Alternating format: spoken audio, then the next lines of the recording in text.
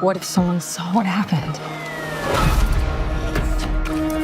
My beloved slasher horror films. I couldn't like any of them even if I tried many times. As far as what I've seen, unfortunately, I haven't found a teen slasher horror film that I can like much except Scream. Final Destination series is not a teen slasher in my opinion. Otherwise, I can add one or two Final Destination films to the list of slasher horror films I like. Although I like the original I Know What You Did Last Summer as much as Scream, I agree that it can be considered a good example of its genre. The films that came out after the original film couldn't even come close to the first film. I would like to talk about the 2025 film I Know What You Did Last Summer by evaluating the film under three headings.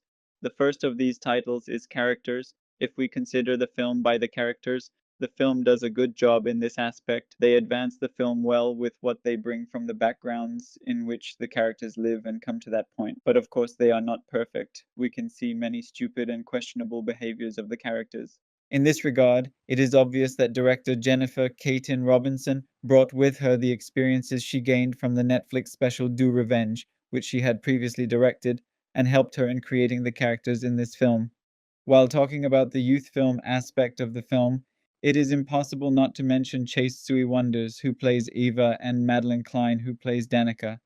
I think Klein portrayed the character of Danica very well. Klein's character Danica is one of the rare things I can talk about the film well, while the character of Danica has covered up the incident she experienced last year and somehow continues her life. During this process, I was satisfied with the film in terms of Danica's reactions to the events and the character she becomes in different situations. For this reason, Klein, who plays Danica, should also be praised, but I would like to point out that Klein's performance as Danica. Speaking of the character of Danica and Madeline Klein, I would like to talk about Danica's dream, which is my only favorite part of the film in terms of horror. While Danica is at the police station with Eva, she dreams of the character Helen Shivers, who died in the events of 97. Of course, Danica doesn't have superpowers or surreal senses.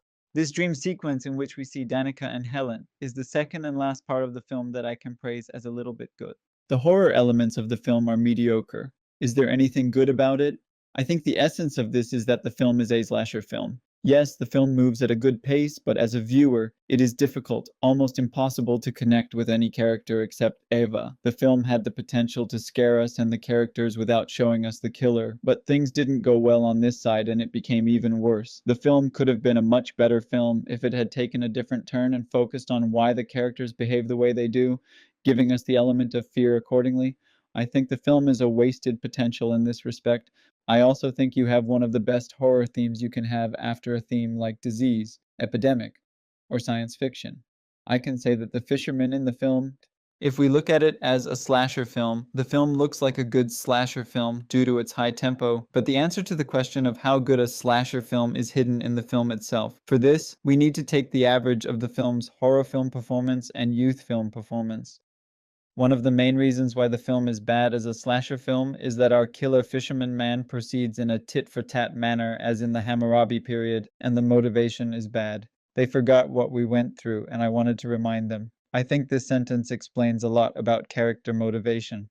As a result, I Know What You Did Last Summer from 2025 could have been an above average and enjoyable teen slasher horror film if not for the original film or the trilogy that followed it and the single season Amazon Prime series. However, the previous original material and this film's relationship with that original material makes this film a negative contribution rather than a good contribution.